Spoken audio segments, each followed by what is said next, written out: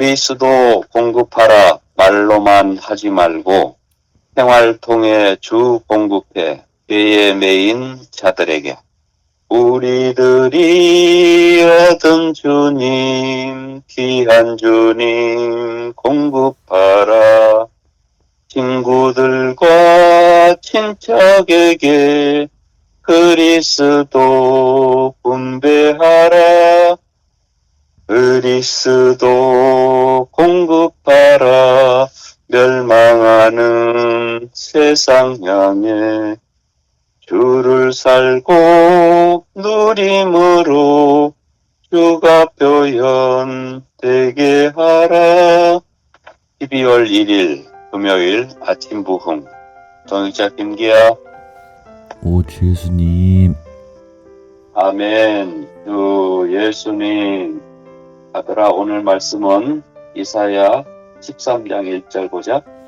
아모스의 아들 이사야가 바빌론에 대해 본 부담이다. 아멘. 다음 스가랴서 12장 1절. 이스라엘에 관한 여호와의 부담의 말씀이다. 아멘. 아들아, 신앙자들의 말씀 사역에서 계시와 빛이 먼저 오면 이것이 출발점이란다. 그러나 계시와 빛만으로 말씀의 사역이 이루어지는 것은 아니고 사람의 생각과 이해가 반드시 새로워져야 해. 그런 다음 하나님께서 다시 빛을 비추실 때 그는 비로소 계시의 내용에 대해 분명해질 것이란다. 우리는 모호하고 흐릿한 계시를 사람들에게 전달할 수 없어. 최소한 그 계시가 생각 안에서 분명해져야만 비로소 그것에 관해 다른 사람들에게 말할 수 있단다. 그러나 우리의 생각이 분명할지라도 우리는 여전히 말씀의 사역자가 아닐 수 있는데 그 이유는 우리에게 아직 그것을 표현할 적절한 말이 없기 때문이야. 다른 이들이 들을 수 있는 것은 오직 우리의 말뿐인데 그들은 우리의 생각을 들을 수 없어. 적합한 말이 없다면 우리가 강단에 서서 몇 시간을 말한다 해도 우리가 깨달은 것을 전달할 수 없지. 이러한 이유로 우리에게 반드시 하나님께 받은 말씀이 있어야 한단다. 그렇다면 부담이란 무엇일까?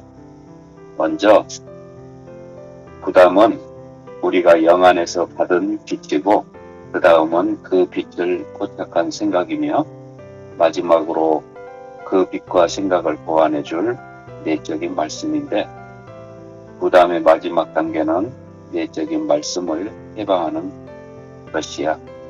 이 세 가지 것들이 결합하여 신원자의 부담을 이룬단다. 부담은 빛의 생각이 더해지고 그 위에 내적인 말씀이 더해진 것인데 우리의 부담은 하나님의 계시를 사람에게 해방하는 것이며 하나님의 계시는 하나님께서 우리에게 주신 계시의 말씀을 통해 해방된다. 아들아, 하나님으로부터 온 계시는 알겠는데 부담은 또 뭘까? 부담은 우리가 영 안에서 받은 빛이고 그 다음은 그 빛을 포착한 생각이며 마지막으로 그 빛과 생각을 보완해줄 내적인 말씀인데 부담의 마지막 단계는 내적인 말씀을 해방하는 것이라고 했어. 그렇구나. 말씀의 사역에서 가장 큰 문제점은 주님에게서 온 부담이 없거나 혹은 부담을 받아들이지 않거나 부담에 주의를 기울이지 않는 것이라고 말할 수 있어. 장로들은 어떤 부담도 없이 교회의 행정을 수행할지도 모르고 말씀을 사역하는 이들 또한 부담이 없는 채로 그 일을 수행할 수 있겠지만 말씀을 공급하는 것은 우리가 얼마나 발변인가의 문제도 아니고 우리가 하는 말이 얼마나 조리 있는가의 문제도 아니며 성도들이 감동을 받았는가 받지 않았는가의 문제도 아니야. 그보다 성도들 안에 산출된 것이 무엇인가의 문제란다. 만일 듣는 이들 중 몇몇이 아직 구원받지 않았다면 우리가 말씀을 해방할 때 그들 안으로 구원의 씨를 뿌리고자 주님의 은혜로 그들의 혼을 짊어질 부담을 받아야 해. 우리의 부담은 역동적인 말씀을 해방하는 것이 아니라 그들을 구원시키려는 것이지. 만일 듣는 이들이 이미 구원받았지만 주님을 사랑하지 않는다면 우리의 부담은 그들이 주님을 사랑하도록 하는 것이어야 해. 만일 그들이 주님을 사랑하지만 기꺼이 자신을 주님께 내어드리고 그분의 다루심을 받으려고 하지 않는다면 우리의 부담은 그들이 기꺼이 자신을 주님께 내어드리고 다루심을 받도록 하는 것이어야 해. 이것이 바로 부담을 가지고 말씀을 공급하는 것이란다. 얘들아, 주님에게서 온 부담으로 말씀을 사역하는 것을 말해볼까? 장로들은 어떤 부담도 없이 교회의 행정을 수행할지도 모르고 말씀을 사역하는 이들 또한 부담이 없는 채로 그 일을 수행할 수 있겠지만 말씀을 공급하는 것은 우리가 얼마나 달변인가의 문제도 아니고 우리가 하는 말이 얼마나 조리 있는가의 문제도 아니며 성도들이 감동을 받았는가 받지 않았는가의 문제도 아니야. 그러나 성도들 안에 산출된 것이 무엇인가의 문제라고 했어. 잘했어.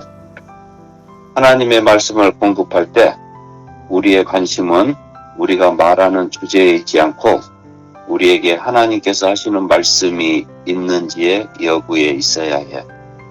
하나님께서 하시는 말씀이 있으려면 말씀을 공급하는 사람에게 반드시 부담이 있어야 하는데 사람들은 부담이 실려있는 한편의 메시지를 들을 때 부정적으로 반응하거나 격동될 수 있어.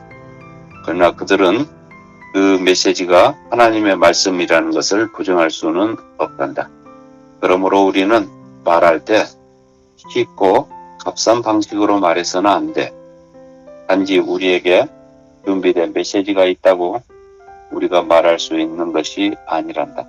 말씀을 공급하는 이들은 반드시 하나님 앞에서 사람들의 상태를 짊어지고 그들의 상태를 감지하며 하나님께서 무엇을 말씀하시기 원하시는지를 알아야 해. 부담이 없다면 우리의 모든 활동은 죽어있고 효과가 없을 것이란다.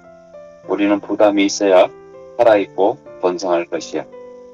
이러한 결과는 우리가 취한 방법과 관련되어 있는 것이 아니라 우리라는 사람과 관련되어 있어. 부담이 있으면 자아가 감소되고 처리되는데 그것은 우리의 부담이 우리에게 허용되지 않는 일들이 있고 우리가 먼저 처리를 받아야만 우리의 부담을 해방할 수 있는 영역들이 있기 때문이란다. 교회 안에 어떤 형제들은 회사에 고용된 직원처럼 단지 의무감에 의해 봉사하는 것처럼 보이는데 그러한 봉사는 위험한 것이며 우리로 하여금 주님의 임재를 잃게 할 것이란다. 주님을 섬기는 모든 사람은 반드시 부담을 받아야 하고 부담을 가져야 해. 얘들아, 여기서 말씀을 사역하는 이들의 태도는 어떠해야 한다고 했지? 하나님의 말씀을 공급할 때 우리의 관심은 우리가 말하는 주제에 있지 않고 우리에게 하나님께서 하신 말씀이 있는지의 여부에 있어야 해. 하나님께서 하신 말씀이 있으려면 말씀을 공급하는 사람에게 반드시 부담이 있어야 한다고 했어. 옳지. 구약의 신앙자들처럼 부담을 가지라는 말이지. 오 주 예수님, 우리에게 하나님의 말씀에서 온 계시와 빛뿐만 아니라 부담도 주시어 그리스도의 좋은 사역자로 섬기게 하소서.